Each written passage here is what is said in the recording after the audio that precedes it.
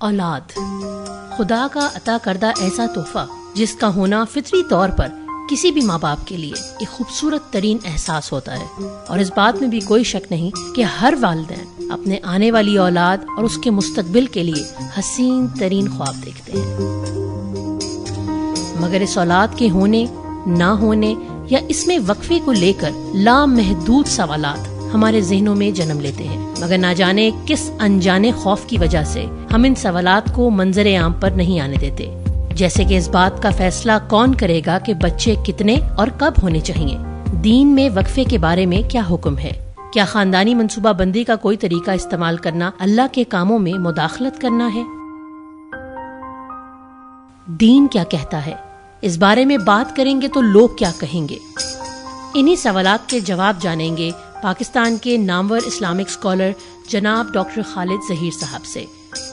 میرا نام ہے سبین نام اور اپنا پاکستان کے تعاون سے بہبود آبادی کے بارے میں دینی اور سماجی مسائل پر سوالات کے پروگرام کا سلسلہ لے کر حاضر خدمت ہوں۔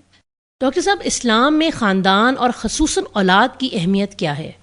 اللہ تعالیٰ نے انسانی معاشرے کو جس طرح سے بیان کیا ہے، جس طرح سے کہ اس کی تشکیل کو کلیریفائی کیا ہے، اس میں جو سب سے بنیادی اور اہم یونٹ ہے معاشرے کا، خاندان ہے۔ خاندان ہی سے معاشرہ بنتا ہے۔ خاندانی نظام اگر مضبوط ہوگا تو معاشرہ مضبوط ہوگا۔ چنانچہ ایک خاندان وجود ہی میں آتا ہے ایک شوہر اور بیوی کے آپس میں مل کے رہنے کے فیصلے کے نتیجے میں۔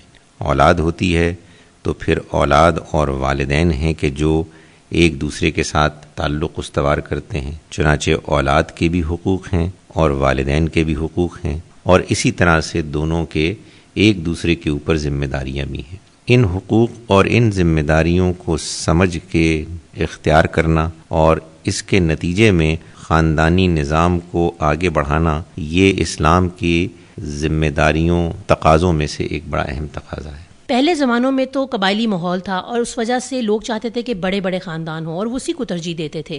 آج کے حالات میں جب ملکی وسائل محدود ہیں اور مسائل بہت زیادہ، دین کی روشنی میں اولاد کتنی ہونی چاہیے؟ یہ آپ نے بالکل بجا فرمایا کہ خاندان ایک تو والدین اور اولاد پر مشتمل یونٹ کا نام ہے، لیکن اس کی تعداد کتنی ہو اس کے بارے میں دین نے کوئی واضح حکم نہیں دیا، اور اس میں بڑی حکمت ہے۔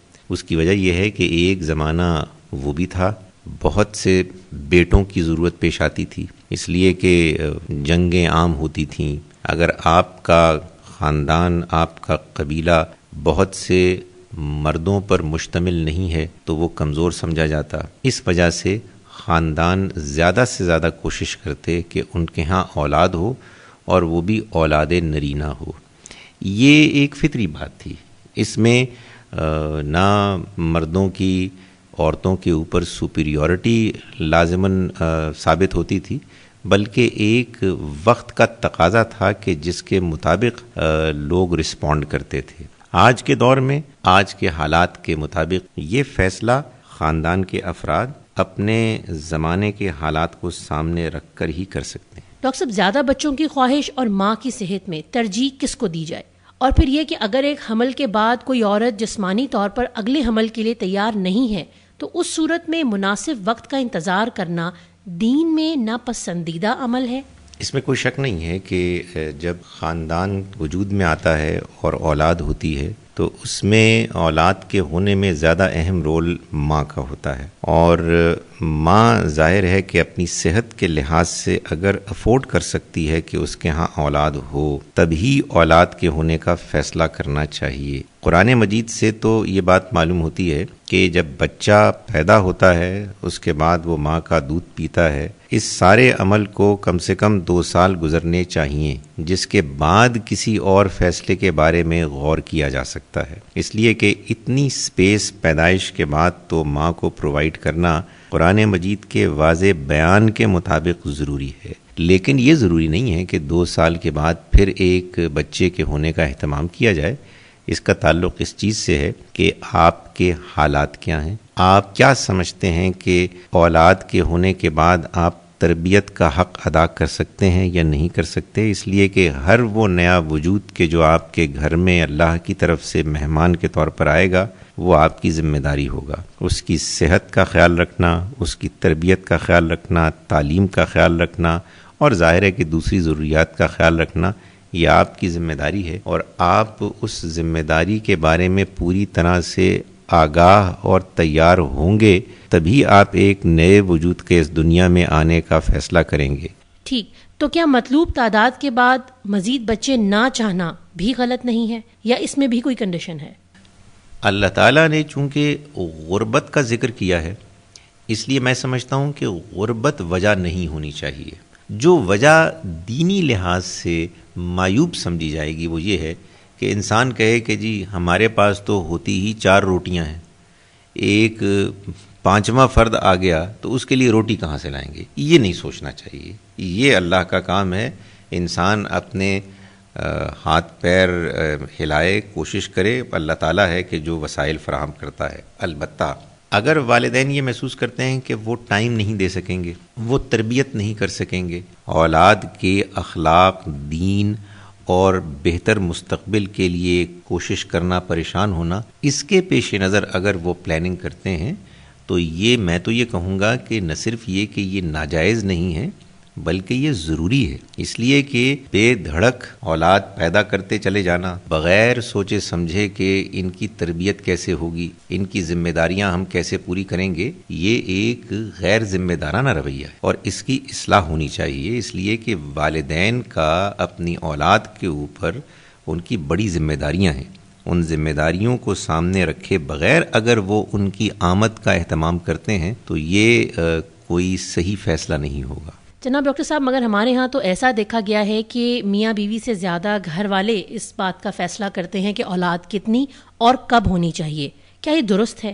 حقیقت یہ ہے کہ اولاد کے معاملے میں جو بھی فیصلہ ہوگا اس میں سب سے زیادہ اہم کردار باپ اور ماں، شوہر اور بیوی کا ہے۔ باپ کے شوہر کے والدین اور بیوی کے ماں کے والدین، ان کا رول اگر ہے تو ثانوی ہے۔ ان کے فیصلے، ان کے حکم کی بنیاد پر کوئی ایسا فیصلہ نہیں کیا جائے گا کہ جو فیصلہ ماں کے لیے یا باپ کے لیے یا پورے خاندان کے لیے وہ سمجھتے ہیں کہ ٹھیک نہیں ہے۔ تو کیا کسی مرد کا اپنی بیوی کو اس معاملے میں یا کسی اور معاملے میں سپورٹ کرنا ماں باپ کی نافرمانی کے برابر ہے؟ دیکھیں، ایک تو یہ بات بڑی کلیئر ہونی چاہیے کہ جو ہمارے ہاں عام طور پر یہ بات مشہور ہے کہ آپ والدین کی نافرمانی نہیں کر سکتے۔ میرا خیال ہے کہ اصل چیز یہ ہے کہ آپ والدین کے ساتھ زیادتی نہیں کر سکتے۔ زیادتی اور نافرمانی میں فرق ہے۔ والدین اگر آپ سے کوئی ایسی بات کہیں کہ جو جائز ہے، جو ان کا حق ہے، جو ان کی پریشانی کو دور کرنے کے لیے ایک اہتمام ہے، والدین اگر کوئی جائز تقاضا کرے اس کو پورا کرنا چاہیے۔ مگر کوئی وہ ایسی بات کریں کہ جو ناجائز ہے، جو بیٹا یا بیٹی محسوس کریں کہ جس پر عمل کرنے کے نتیجے میں زیادتی اور ظلم ہوگا، تو پھر اولاد کی ذمہ داری یہ ہے کہ وہ نرمی اور محبت کے ساتھ والدین کی بات کو ٹال کے وہی کام کریں کہ جو کام ان کے نزدیک صحیح ہے، لیکن والدین کے ساتھ کوئی زیادتی نہ کریں۔ قرآن مجید نے اس کو بیان کیا ہے کہ ہم نے انسان کو نصیحت کی اس کے والدین کے بارے میں، اور آگے چل کے یہ فرمایا، یعنی کہ وہ حسن سلوک کرے ان کے ساتھ، اور آگے چل کے فرمایا اور اگر وہ تم سے جھگڑیں اس بات پر کہ تم شریک کرو کسی اور کو میرے ساتھ کہ جس کے بارے میں تمہیں کوئی علم نہیں، تو تم ان کی بات نہ مانو اور دنیا میں ان کے ساتھ حسن سلوک کرو، مگر پیروی اس شخص کی کرو، پیچھے اس شخص کے راستے کے چلو کہ جس نے میری طرف اپنا رخ کر دیا ہے، اس لیے کہ میری ہی طرف تم کو لوٹنا ہوگا اور میں تم کو بتا دوں گا ان چیزوں کے بارے میں کہ جو تم دنیا میں کیا کرتے تھے۔ اس کا مطلب یہ ہوا کہ ہمیں دنیا میں ہر حال میں والدین کے ساتھ حسن سلوک کرنا ہے، یہ ایک اصول ہے۔ ہمیں دنیا میں حق بات کو ماننا ہے اور حق بات پر عمل کرنا ہے، یہ ایک دوسرا اصول ہے۔ ان دونوں اصولوں میں آپس میں کوئی تضاد نہیں ہے۔ والدین جائز بات، حق بات کریں تو ہمیں لازماً کرنا چاہیے، والدین اگر کوئی ناجائز بات کریں تو ہمیں لازماً اس کو نظر انداز کرنا چاہیے، ان کے ساتھ بدتمیزی کیے بغیر. ڈاکٹر صاحب، جو فرمان ہے کہ غربت کے ڈر سے اولاد کو قتل نہ کرو، اس کی ذرا وضاحت کر دیجئے. دیکھیے، میں 2 باتیں کہتا ہوں. ایک تو یہ ہے کہ اولاد کو غربت کے ڈر سے قتل کرنا اللہ تعالیٰ نے ناجائز قرار دیا ہے. چنانچہ اولاد کا قتل ہے کہ جو اصل جرم ہے. ایک تو یہ ہوتا ہے کہ بچہ پیدا ہو گیا اور آپ نے قتل کر دیا، لیکن کیا ماں کے پیٹ میں جو بچہ ابھی پیدائش کے مراحل سے گزر رہا ہے اس کے ان مراحل کو روک دینا بھی قتل ہے؟ اس کے بارے میں ہمارے ہاں تقریباً علماء کا اتفاق ہے کہ جب بچہ ماں کے پیٹ میں 4 مہینے کا ہو جائے، یعنی 40 دن کے 3 ادوار گزر جائیں، اس کے بعد اگر پریگننسی ٹرمینیٹ کی جائے تو یہ قتل اولاد مانی جائے گی. اس کا یہ ہرگز مطلب نہیں ہے کہ اس سے پہلے آپ بے تکلف ایبارشن کر سکتے ہیں. نہیں، اس کی کوئی ضرورت لازم ہوگی تو آپ کریں گے. میں ذاتی طور پر یہ سمجھتا ہوں کہ اگر بچہ 1 دن کا بھی ہو گیا ہے تو اس کو ٹرمینیٹ کرنے کی کوئی واقعی کنونسنگ مجبوری پر مبنی کوئی وجہ ہونی چاہیے. ڈاکٹر صاحب، مگر ہمارے یہاں دیکھا گیا ہے کہ کم عمری میں بھی شادی ابھی بھی بہت زیادہ ہوتی ہے، اور ان پر عائد جو خاندان کی ذمہ داریاں ہیں جو کہ آنے والی ہیں وہ اس بارے میں کوئی آگاہی نہیں رکھتے.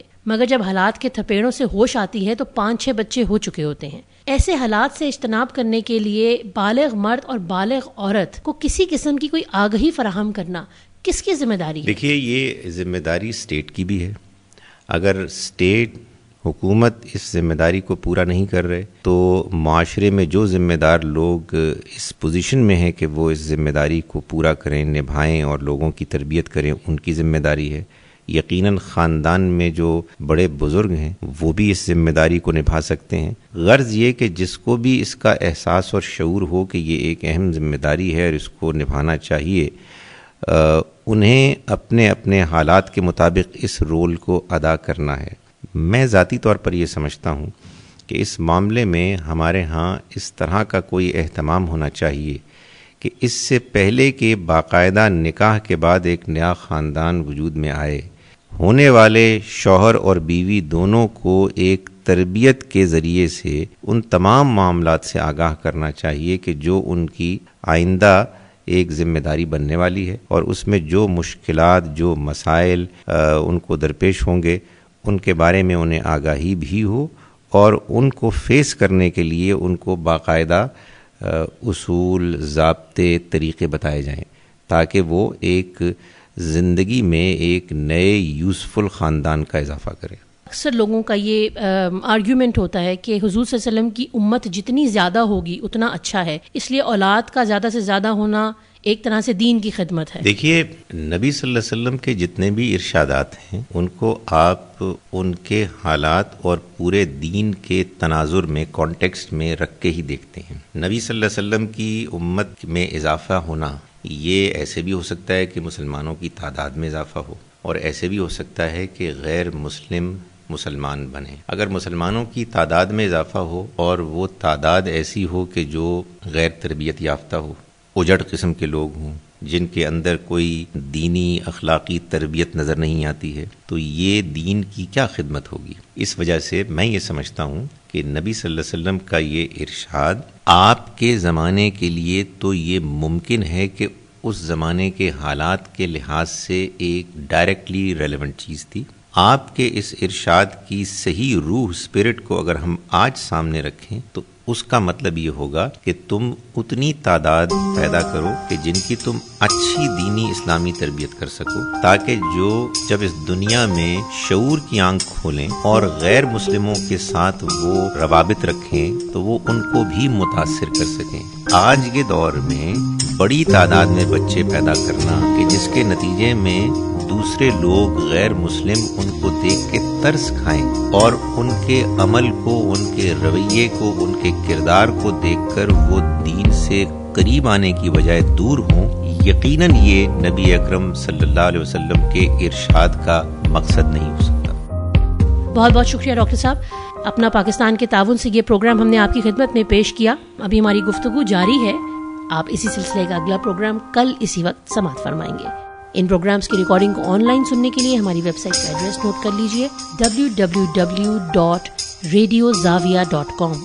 RADIOZAVIA.com. ہمارے فیس بک پیج پر اپنے فیڈ بیک سے ہمیں آگاہ ضرور کیجیے گا. اجازت دیجیے. اللہ نگہبان. اللہ نگہبان. اللہ نگہبان.